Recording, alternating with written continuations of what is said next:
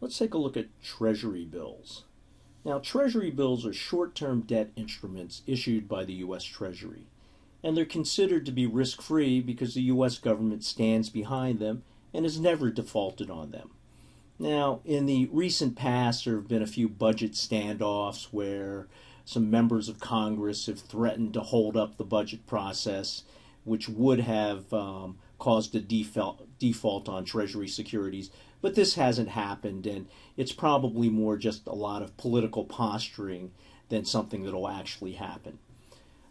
T-bills are issued in maturities of 4, 13, 26, and 52 weeks, so they're issued for 1 month, 3 months, 6 months, and 1 year. The maximum purchase is $5 million in non-competitive offers. Okay, so if you make a non-competitive offer, you can only buy a maximum of $5 million, and I'll discuss more about that in a second. And 35% of the offering if it's a competitive bid. These are discount securities. And what do we mean by that? We mean that the investor pays less for the security than it's going to be worth at maturity, and the difference between the price they receive and the price they pay is essentially their interest. Now, why does the government do this? Well, if you think about buying a 4-week Treasury bill, it would be impossible for the government to cut a check to that person. So it's sort of ridiculous. Even 13 weeks or 26 weeks, it's not really cost effective for them to be writing checks so often.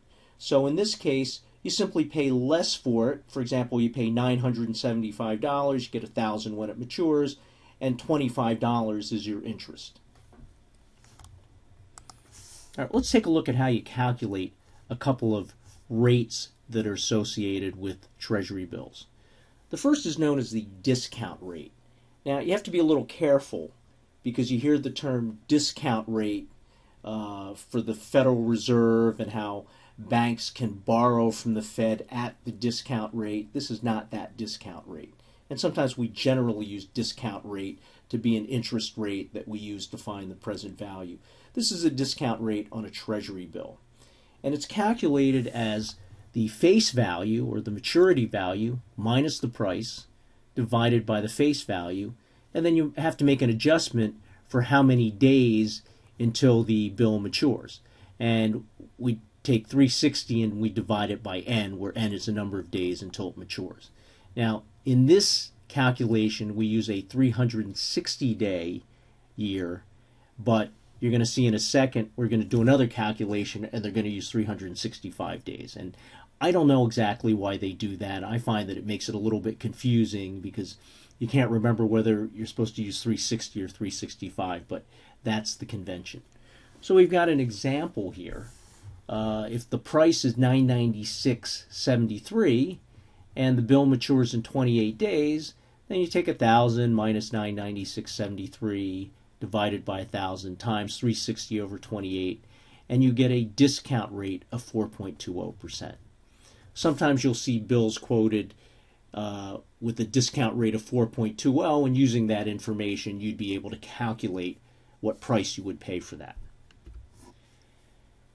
The second rate we're interested in is the annualized yield. So in this case, formula looks pretty similar, but instead of dividing here by the face value, we're dividing by the price. And instead of using 360 here, we're using 365. So it's face value minus the price divided by the price times 360 over n, where again n is the number of days until the bill matures, in this case 28 days. So if we do the calculation, we get a yield, or an annualized yield, of 4.28%. Now, Treasury bills are auctioned to the dealers every Thursday. And the Treasury accepts both competitive and non-competitive bids. And the price everyone pays is the highest yield paid to any accepted bid. So what do we mean by competitive and non-competitive bids? A competitive bid is what you normally think about when you think about bidding. If you've been to an art auction, people will bid different prices for the painting. The price will keep going up until it sells. If you bid on eBay, right, you might bid $100 for something, and then somebody bids $105, and then you want to try and win it, so you bid $110, etc., etc. Okay, so competitive bidding is the normal way you think about bidding. Non-competitive bids are for people who are less sophisticated in the securities markets. Okay, people, individuals, okay, that are not dealers in securities. So, if you wanted to buy some Treasury bills, you could just put in a non-competitive bid of $10,000, for example, and what would you get? You would get the price that's the highest yield paid to any accepted bid. So a good way is to just look at some numbers here, and let's see how this works out.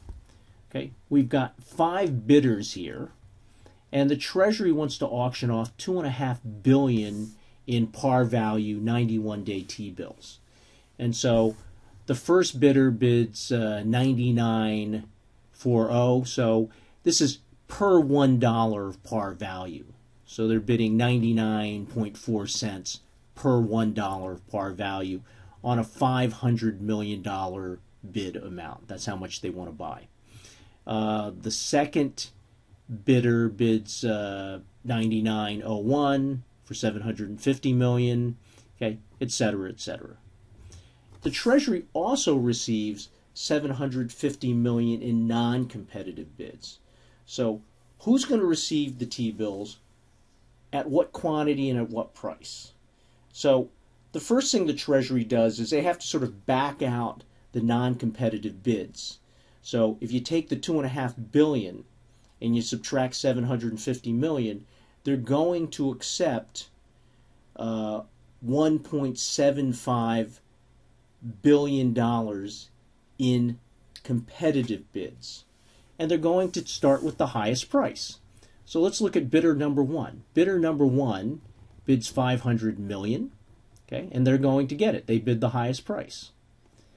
Bidder number 2 bids $99.39 for $600 million, so they're going to get it too. Okay, so that turns out to be what? $500 million plus $600 million is $1.1 billion. Now bidder 4 bids $99.36, that's the next highest bid, and they bid $1 billion. Okay, but remember we said that they could only accept $1.75 billion in competitive bids because they have to fill these as well, the non-competitive bids. So what's going to happen is bidder number 4 is not going to receive the full amount.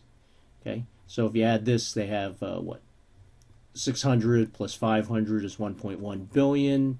So they're going to get 650 million. And the next slide actually summarizes that. So, okay, bidder number 1 gets the full amount. Bidder number 5 gets the full amount. Bidder number 4 gets a fraction of what they want, okay, a partial amount of what they want. And the price that everybody pays is $99.36. Okay, so bidder number 1 doesn't actually have to pay this higher price.